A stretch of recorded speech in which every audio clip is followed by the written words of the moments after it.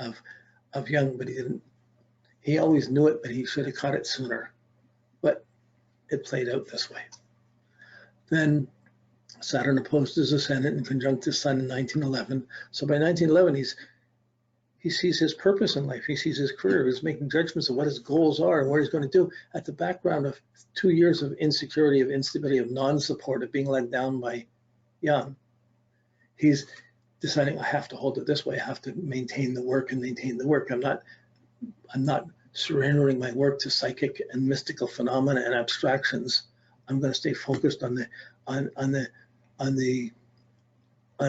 psychotherapy and the processes of where they went and how people would deal with it. So he made his commitment to the work and to his goals of what he was writing and what he was worth, and wasn't going to expect the shocks or disruptions to it, even if someone was falling away from him. Strong contrast here, but the losses were there, but it made him stronger in himself. Even though it made him stronger himself and he held out on principle.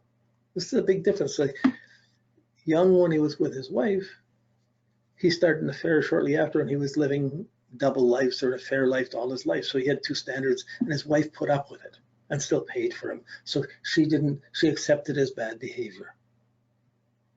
Freud put up with it for a couple of years. They got together, it was great, we got together, but then it was not good, and he put up with the bad behavior until he got intolerable, and finally he had to take a stance for what he was doing and let go of the bad behavior. It wasn't supporting him. So it made him stronger out of it, but still the emotional repercussions, there was a certain amount of neurosis, you might say, that took time to play out. And then the Saturn went over his Mercury. He knows he has to, like, this was Saturn on the Mercury and squaring his bed as Jung ended his, he said no, and then Jung said no, and they both ended both levels of the relationship, the personal and the professional. And the one time they came back to, so this forced a lot of rethinking and serious thinking on Freud's part. That's a Saturn conjunct Mercury. It's serious, but it's formative. I have to be defensive. I have to think for myself. I have to do this. It's not being supported. So he was strong during that time, but still sad. So he knew what he had to do, but his personal self, the Venus, was being blasted and confused and sorrow. So then Saturn went conjuncted his moon, how he's living, he's having to live on his own. So even when he probably went to that conference, it was, I'm assuming it must have been July, August, or June, July, August, September, because that's when Saturn hit his moon and Neptune squared his Venus. And when he passed out in the public, in the seminar. Okay, so then again, there was still Saturn to the moon, and Neptune's still going on, but Saturn's still hitting the moon. Until, like, it stayed Saturn opposes moon, the Neptune to the Venus was longer. Then as the sorrow starts to, there's still the anxiety, the shock of having let go. Uranus squaring his ascendant in the sun. Still shocks. Then Saturn, 1915, 16, Saturn squaring his Mars, then his Venus, and he's working hard to try and fix things. He's working hard with Saturn to the Mars. He's feeling not satisfied with Saturn to the Venus in 1916. So in all this time, there's in his bio, it just says he was traveling in 1909 with Jung. He brought Jung with him to lecture with him. And then they put Jung disagrees and separates from Freud. But really, there was a whole texture to how this evolved until it got unmanageable and it was not working and it had to be let go of.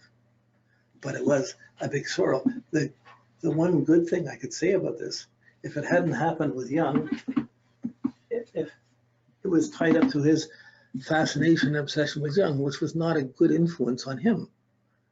His going out trying to find a youth with it, but it wasn't. It was out of touch with his home, perhaps to some degree at the same time. He had a double standard, so it let go of this point and brought him back to home base, to being a little humbler and a little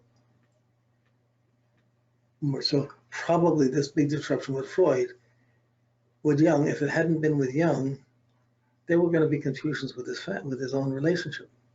So in those times, people didn't get divorced and things like that happened. Maybe it happened, but it was His wife would have taken the brunt of this, so it's in her diaries would really find the pieces of the story, the other side of the story. Okay, how are we doing? Okay, good. So, okay, this is the transits, all the transits for 1912 all the way. I did 5 years before, 5 years after, or 10 years before, 10 years after. So in 1912, this is before he met Jung, he had Pluto conjunct to Saturn. He finished his book. His book was done just at the end of the century, so he's building it up, but he's feeling confronted about his age and where he's in his aloneness in his career. So then now this is the split. This is 1912. This is the year of splitting. This is the year of splitting up. This is no 2. Okay, so this is the year of splitting up. So this is just the immediate transits of that are going on for the next 2 years. So the Pluto conjunct to Saturn was the confrontation that can't keep going on. That's it. The work, it's locked. It's not coming that way. Then by March, there was a struggle to understand what the implications of Jupiter opposed the Moon, struggling to understand his sympathies. By the middle of March, Saturn's on his Sun is deciding what he has to do. I have to stand on my own. And then Saturn squared his midheaven. So this was probably the early stage where he says, no, we got to end our relationship, our personal relationship. So then that went on. And then still there was a struggle to understand it through April. Jupiter opposed the Moon. Still struggling to understand how he's living. And then now that's Jupiter opposed the Moon. Then Pluto conjuncted to Saturn again in May. So again, the confrontation around career, around status. So somewhere in here, the judgment at the end of the career, the end of working together was coming about. And the Saturn conjunct the Mercury, having to think, there's a serious thinking of what to do now. But it wasn't receptive or supportive. It was no longer projective. Oh, this relationship is great. He came out of La La Land. By August, Pluto was squaring his Jupiter. It was a fight for an understanding what's right or what's wrong. This is the battle where he was fighting whether Jung was wrong for not supporting him, and he was wrong for going to the psychic stuff and being aligned as he was losing his whole solid basis of psychoanalysis in his mind. So he had to fight, and he held with it. And this was the fight that made him realize his wife accepted him. Jung's wife accepted him as, even if he's having affairs, he's still my husband, and she still paid for him for his genius or whatever and carried him through this. But he never was really the moral person, Jung. And here there's a battle over what was right or wrong, and a confrontation around this. So Freud had to stand up to Jung. His wife didn't. Freud did and ended it, rather than continuing on in a diminishing way, which would have made Freud it was already making Freud perhaps causing embarrassments. So then Pluto went into Cancer as a big shift in the world by the end of 2012. Jupiter still opposing his Moon. Then by November, it's Mars opposed his Sun. Pluto squaring his Jupiter, still a fight over what's right or wrong. And by the beginning of 1913, Saturn's on his Mercury. He knows he's decided his commitment to his own work and his own ideas. Then by later on in January, Jupiter opposing us, so he's fighting for this, still fighting for this. He's made decisions, but there's struggles. There's an extra aggression, extra having to prove things for competitiveness, the Scorpionness, the Mars in his Scorpio Ascendant, but this hitting his Mars, and exaggerating it, but that's Jupiter hitting the Mars, Jupiter, Saturn, T-square. And then by February, Uranus squared his ascendant, shaking up his identity.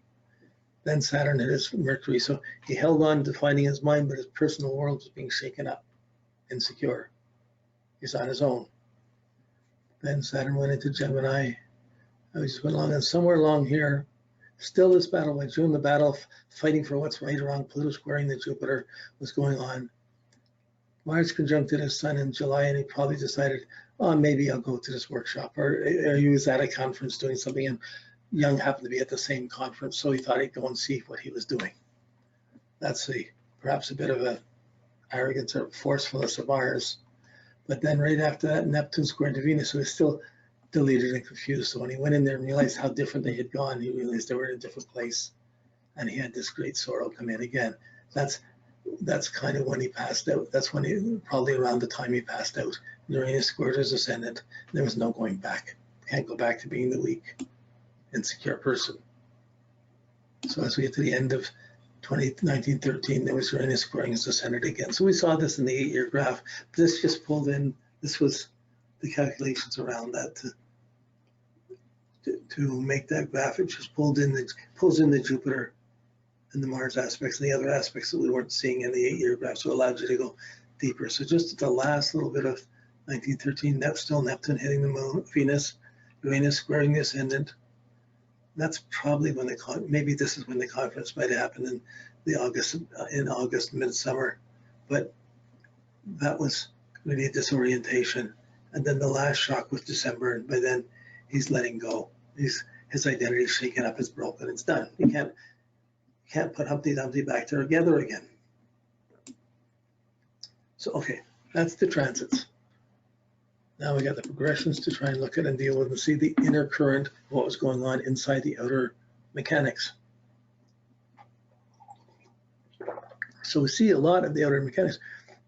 What we haven't got is how a soul is struggling inside these puzzles in this meeting with Freud. But these meetings, both people ended up affecting the thinking of the Western mind dramatically. So this is just the progressions put around Freud's chart. His sun starts in the 7th house, it moves up to the 8th house and goes into the 9th house. And at this time, just 2012, when they're splitting up, it's just gone into his 9th house. Or in the last year or two, it's gone into his 9th house of principles and changed things. So it's all about going high and building up, but it's leaving the ideas of the relationships and the trust, and it's moving into what's right or wrong around it. So we could see that moving up of the progressed sun. The other stuff, it's all there. Mars has moved a little bit. We're going to look at these more detail. Oh yeah, that's one of the things from the chart here. Now here, there's the moon in Cancer. There's the progressed moon in Cancer too. So it's just before the new moon phase. He said the ending phase, the waning crescent phase of the moon. So we're just going to see that. This is where we look up the progressions to the progressions of the moon, the progressed moon to the progressed sun, and it gives you the 8. You do the hard aspects, and you get the conjunction semi-square. You get the phases. So his new moon phase was starting January 6th, 1913. So at the last meeting when he passed out, he was still just at the beginnings of this moon phase. At the new moon phase, it's a new beginning. The old is really gone. But in the whole time, the square where are we here? It was 1909 that it was started the waning semi-square. So that's the whole 8-year phase that we were looking at. And it was from waning square to the waning semi-square to the new moon. Okay, so this was the phases he was going through. And when we look at his eclipses, he didn't have eclipses in his lifetime. He's born in May. 2 of the eclipses on the year were before, and the other ones didn't start September. So he didn't have a progressed eclipse.